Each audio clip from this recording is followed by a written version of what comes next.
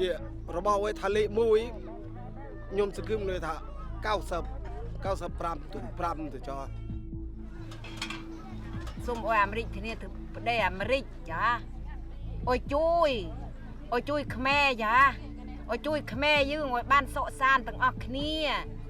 ខ្មែរអុយមានវេទនាមើលមកដេកនឹងដេកចេះអាស្រោនៅពេញវាលស្រែមិនទាន់បាននោះស្ដាប់គេទីរត់រយអត់មានចង់ឲ្យជាក្រៀមពេញឆ្ងាយតទៅទីទេកូនចង់ឲ្យថាអូកូនក្រៀមទុកសឿបសងឲ្យកូនចង់ឲ្យចាប់តែស្អែកនេះសុខសន្តិភាពស្អែកនឹងណាកូន